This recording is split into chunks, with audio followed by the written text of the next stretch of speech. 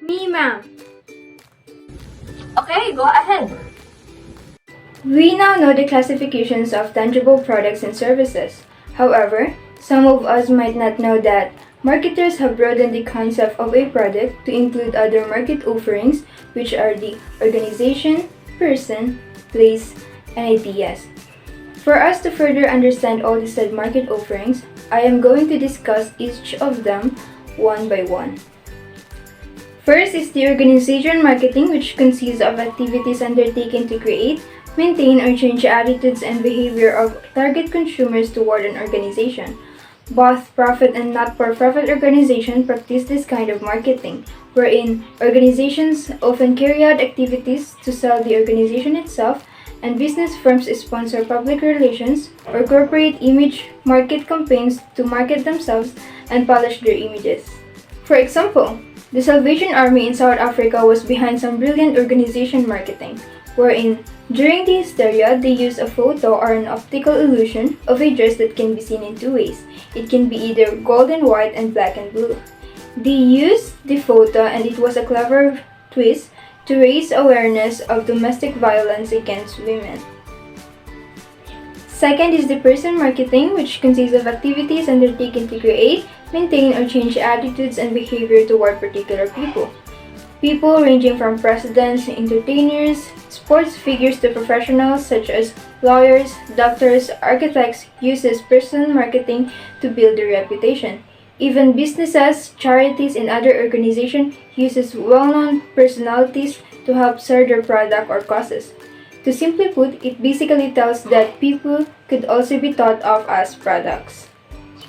For example, Nike spends almost $1 billion annually on endorsement deals with a stable of stars spanning almost every conceivable sports worldwide, including the headliners such as tennis greats Maria Sharapova and Roger Federer, world soccer superstars Cristiano Ronaldo and Neymar, current and former NBA All-Stars Michael Jordan, LeBron James, Kevin Durant, and Kobe Bryant.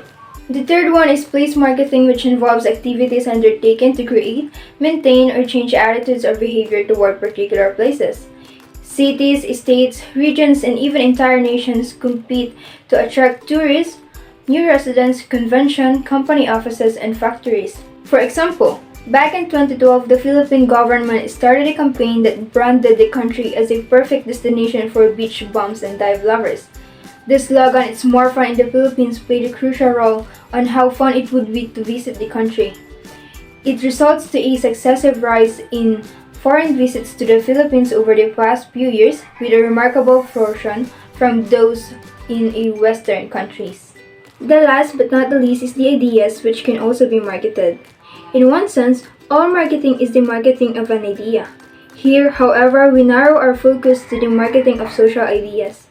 This area has been called social marketing, which consists of using traditional business marketing concepts and tools to encourage behaviors that will create individual and societal well-being. Social marketing programs cover a wide range of issues. Feed SA, for example, is an organization or a charity that works to feed needy individuals in South Africa. Their campaign is entitled "See How Easy Feeding the Hungry Can Be," wherein the organization encourages food donations to Feed SA, as well as it encourages people to visit the Feed SA website. All stores where this promotion was placed had food donation bins at store exits so people could donate to Feed SA right away. It is such a creative campaign that really tugs at your emotions, and it meets the audience where they are able to take action against hunger by being positioned where they can buy food. More importantly, the campaign was quite inexpensive yet very effective. In conclusion, social marketing is a marketing design that encourages social change rather than selling a product. It sells behavior that benefits the society. That's all, ma'am. Thank you. Very well said, Cheryl. Now let us move on to Miss Ringor. What topic can you share to our class? Ako naman po si Abigail at i-explain ko po ang tungkol sa services marketing, yung nature and characteristics ng services, at yung types ng services. Yung services marketing po is a strategy which promotes and showcase the intangible benefits and offerings delivered by a company to drive end customer value. It focuses mainly on the business of non-physical intangible goods. There are some sectors na nag-o-offer ng services tulad ng hospital, tourism, financial services, professional services, at iba pa. Next ay ang nature and characteristics ng service. May 4 po yon, yung intangibility, inseparability, variability, and perishability. Ano nga po ba ang intangibility? It refers to the lack of palpable property, making it difficult to assess service quality. Kapag sinabi nating intangible services, services cannot be touched, cannot be patented, and there are no inventories and precise standardization method for services. At sunod naman po yung inseparability. Services marketing is driven by a concept of moment of truth, such as the services are created and used at the same time. It is used in marketing to describe a key quality of services as distinct from goods. And third is yung variability. Refers to the changes in the quality of the same services provided by different vendors. And last, yung perishability. Concept which says that services cannot be stored in inventory. At yung services din po, hindi na siya pwedeng i-refund or ibalik once they are delivered. Example, bumili ako ng ticket papuntang Hong Kong kasi nagka-emergency sa bahay at kailangan ko magstay ng ilang araw hanggang sa mag-expire yung ticket. Hindi ko na siya pwedeng ibalik. Example po yun ng perishability. Dumako naman po tayo sa types ng services. Yung internal marketing, interactive marketing, at external marketing. Yung internal marketing po, educating employees on the goals and values. Dito na-apply yung pag-encourage sa employees na mag-input sa corporate leadership, which helps the firms to better customer service. And then, yung susunod naman po ay yung interactive marketing. Isa sa strategy ng company which allows consumers to connect with them directly. At last is yung external marketing, action of promoting and selling services or products, na kasama po dito yung advertising sa mga clients. Nakakatulong ito sa isang kumpanya or sa isang business na ma-reach sila ng mga client at makapag-develop ng understanding, loyalty, and trust. Okay, that is right. Now, who can discuss products and service differentiation? Ma'am, based on my notes, a product is a tangible item that is put on the market for acquisition, attention, or consumption, while a service is an intangible item which arises from the output of one or more individuals. In addition to it, ma'am, here are the attributes of products and services. The first one is the product quality. It is a characteristic of a product or service that bear on its ability to satisfy stated or implied customer needs. And we also have the total quality management, or TQM. It is an approach in which all of the company's people are involved in constantly improving the quality of products, services, and business processes.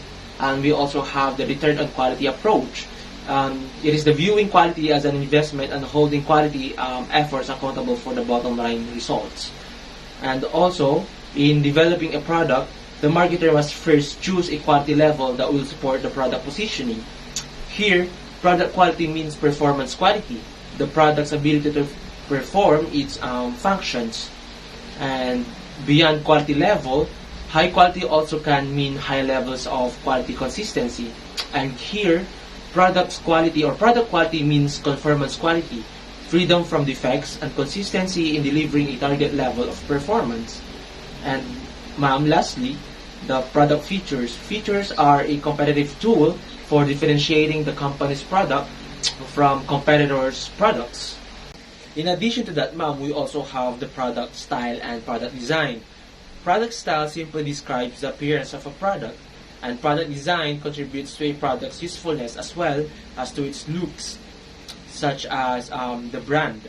Brand is a name, term, sign, symbol, or design, or a combination of these that identifies the products or services of one seller or group of sellers and differentiates them from those of competitors. We also have the packaging. It is the activity of designing and producing the container or wrapper for a product. And last is the labeling and logos. From simple tags attached to products to complex graphics that are part of the packaging.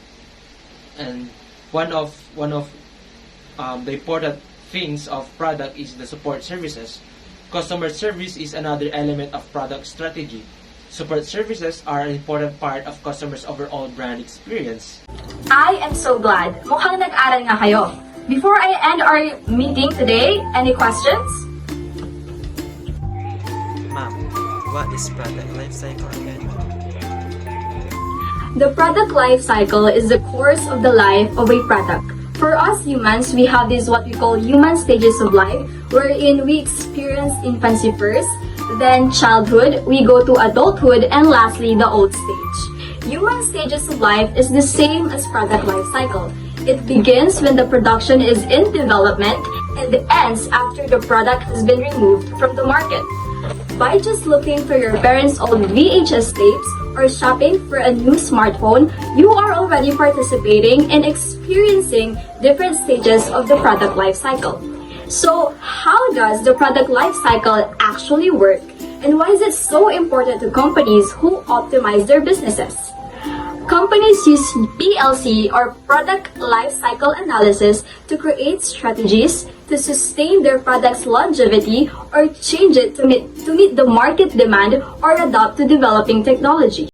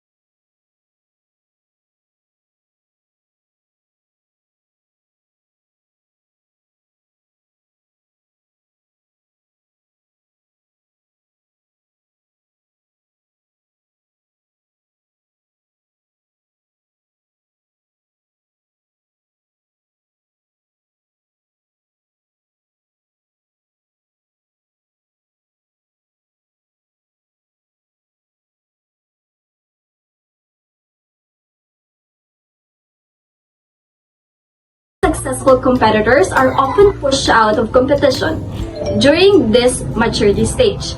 This is known as the shakeout point. Kumbaga, matira ang matibay. The maturity stage may last a long time or a short time depending on the product. Lastly, decline. Although companies generally attempt to keep their product alive in the maturity stage as long as possible, eventual decline is inevitable for virtually every product. In the decline stage, product sales drop significantly. Eventually, the product is retired out of the market altogether unless it is able to redesign itself to remain relevant or in demand. Remember, students, that the life cycle of any product always carries it from its introduction to its inevitable decline. In addition to that, PLC concept or product life cycle concept can be applied to what are known as styles, fashions, and fads. You know what, class? Classifying product is a good way for marketers to analyze product life cycle. We have product classes and product forms. Product classes have the longest life cycle. In contrast, product forms tend to have the standard PLC shape. Okay, that ends our discussion for today. Class dismissed.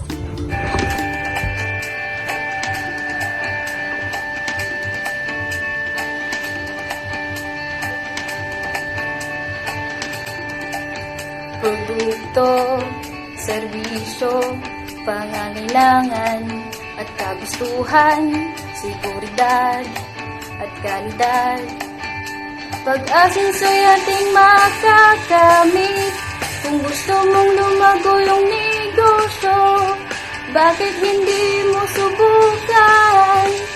Pilot designer kailangan, subukan natin simulan. Tara sumama ka sa amin, malayo ang mararating. Di kalidad na produkto, kaayusan ng serbisyo. Produkto, serbisyo. Produkto, anong kailangan?